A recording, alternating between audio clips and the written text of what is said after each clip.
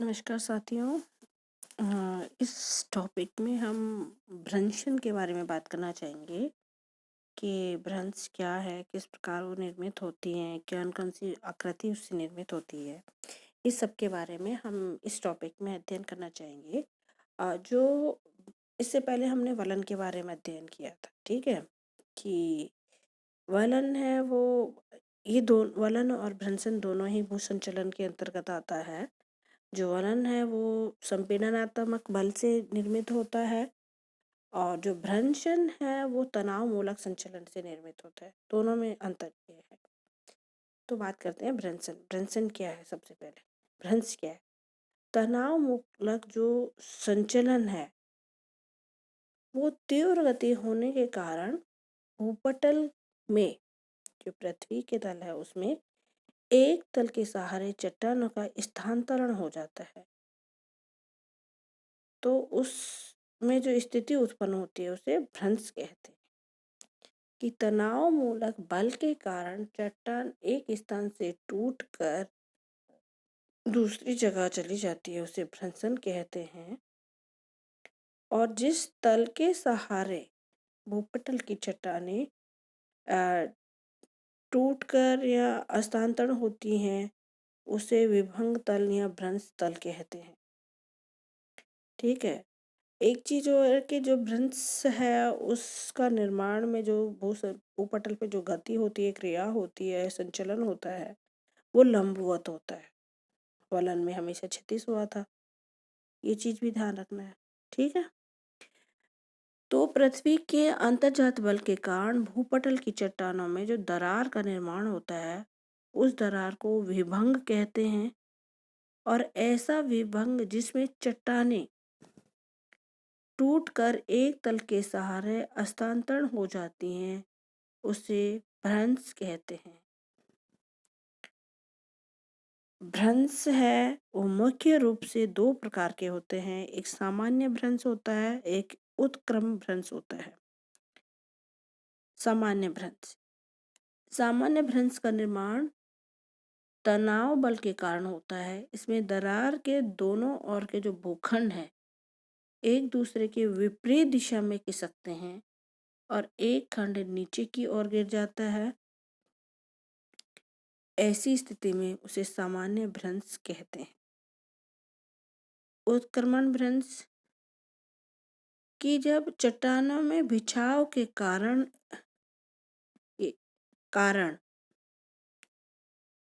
भ्रंश में दबाव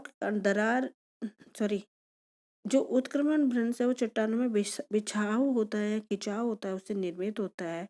इस भ्रंश के दबाव के कारण दरारों के दोनों ओर के भूखंड एक दूसरे की तरफ खिसकते हैं और एक दूसरे पर चढ़ जाते हैं। ऐसी स्थिति में पहले की तुलना में घटता है, उसे आरूढ़ भ्रंश कहते हैं।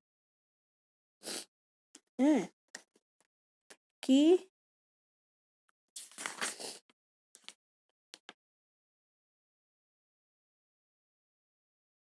चट्टानें एक दूसरे के आमने सामने खिसकती हैं तो जो उससे जो स्थिति उत्पन्न होती है उसे उत्क्रम भ्रंश कहते हैं। ये ध्यान रखना है।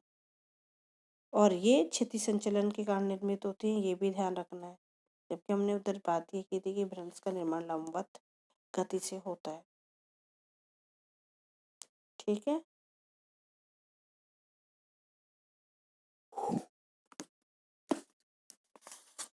उपयुक्त दोनों ही भ्रंश के द्वारा कगारों का निर्माण होता है, जैसे पश्चिमी घाट का कगार, विंध्याचल कगार आदि। ऐसे क्षेत्रों में लटकन घाटियां तथा जलप्रपातों का निर्माण भी होता है। जब किसी क्षेत्र में एक दूसरे के समानांतर अनेक भ्रंश होते हैं एवं सभी भ्रंश तलों की ढाल एक ही दिशा में होते हैं तो ऐसे में सोपान्य भ्रंश का निर्माण होता है। समझ में आ रही है? जब चट्टानों में एक दूसरे के समानांतर अनेक भ्रंश निर्मित होते हैं और सभी भ्रंशों का ढाल एक जैसा होता है तो उसे सोपान्य भ्रंश कहते हैं। और यूरोप की राइन घाटी में सोपान्य भ्रंशों का निर्माण होता है। एग्जाम्पल के तौर पर जब दो विपरीत दिशाओं का दबाव पड़ता है तो दोनों ओर के भूखंड भ्रंश तल के सहारे धंसने या ऊपर उठने की बजाय आगे पीछे खिसक जाते हैं। तो इस प्रकार के जो भ्रंश को ट्रांसकरेंट भ्रंश कहा जाता है। ठीक है। कैलिफोर्निया के सन एंड्रियास भ्रंश का निर्माण इसी प्रकार हुआ है। हिमालय के गैडवाल के उत्तरी काशी क्षेत्र में भी इस प्रकार के उदाहरण देखने को मिलते हैं। भ्रंश के फलस्वरूप कई स्थलाकृतियों का निर्माण होता है, जैसे भ्रंश कगार, भ्रंश घाटी, रैंप घाटी, भ्रंशोत्थ पर्वत, आर्ट्स पर्वत आदि। भ्रंश घाटी सबसे पहले हम देखते हैं। इसका विकास तब होता है जब दो भ्रंश रेखाओं के बीच का चट्टानी स्तंभ नीचे की ओर धंस जाता है। गौर करो बात पर कि जब दो भ्रंश रेखाओं के बीच का जो चट्टानी हिस्सा है वो नीचे की ओर धंस जाता है, इस प्रकार की स्थिति उत्पन्न होती है तो तनाव बल के कारण दो भूखंड विपरीत दिशा में खिसकते हैं। कि तनाव बल के कारण जब दो भूखंड विपरीत दिशा में खिसकते हैं तो भ्रंश घाटी लंबी, सकरी, गहरी हो जाती है। इसे जर्मन भाषा में ग्रेबन कहा जाता है ना। और इसे ही भ्रंश घाटी कहते हैं। जॉर्डन की प्रसिद्ध भ्रंश घाटी समुद्र तल से भी नीचे है। मृत सागर नामक झील इसी भ्रंश घाटी में स्थित है। विश्व की सबसे लंबी भ्रंश घाटी जॉर्डन घाटी से आरंभ होकर लाल सागर बेसिन होती हुई जाम्बेजी नदी तक लगभग 5000 किलोमीटर लंबाई में विस्तृत है। इसमें न्यासा, रुडोल्फ, टेंगानिका, एल्बर्ट एवं हेडवर्ड झील स्थित है।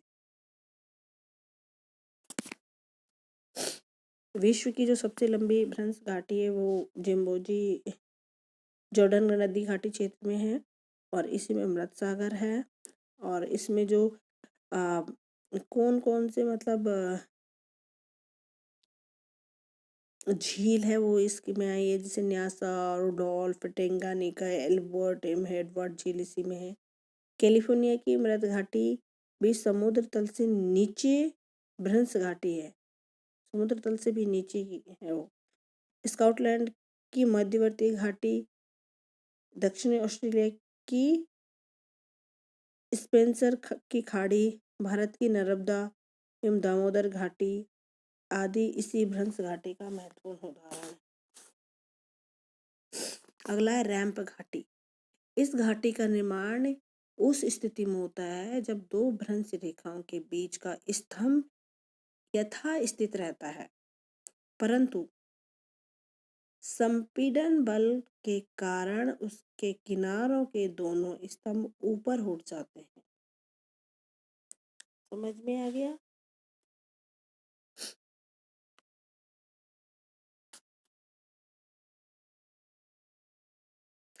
जो भ्रंश घाटी है उसमें तो हमने ये देखा था कि भ्रंश रेखा के बीच की चट्टान नीचे धंसती है ना। बीच वाला हिस्सा नीचे धंसता है, अगल बगल वाला स्थिर रहता है। रैंप घाटी में देखा है कि जो भ्रंश रेखा है वहां पर उसके किनारों के दोनों भाग ऊपर उठ जाते हैं और बीच वाला हिस्सा स्थिर रहता है। इतना सा ही अंतर है। उसमें भ्रंश घाटी में बीच वाला हिस्सा धंसता है और यहाँ बीच वाला हिस्सा स्थिर रहता है। असम की ब्रह्मपुत्रा घाटी एक रैंप घाटी है। ब्लॉक पर्वत। जब दो भ्रंशों के बीच का स्तंभ यथावत रहता है और एवं किनारों के स्तंभ नीचे धंस जाते हैं तो ब्लॉक पर्वत का निर्माण होता है।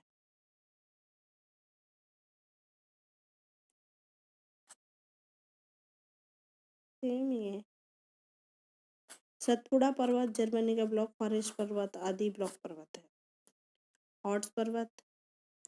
इसका निर्माण तब होता है जब दो भ्रंशों के किनारे के स्तंभ यथावत रहता था, बीच का स्तंभ ऊपर उठ जाता है। यूरोप का हॉर्स पर्वत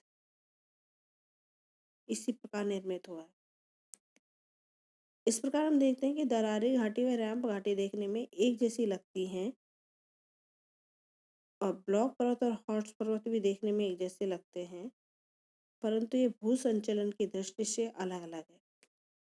कि जो लुक वाइज हम देखें तो वो एक जैसी ही नजर आती है, पर जब इनकी क्रिया प्रक्रिया में देखते हैं कि भूपटल पे किस प्रकार इनमें जो बल कार्य करते हैं, उनके आधार पर इन पे भिन्नता होती है। इस प्रकार भ्रंशन है, वो भ्रंश से किस प्रकार के प्रकार के भ्रंश बनते हैं और कौन कौन से अन्य आकार निर्माण होते हैं, इस टॉपिक में हमने देखा है।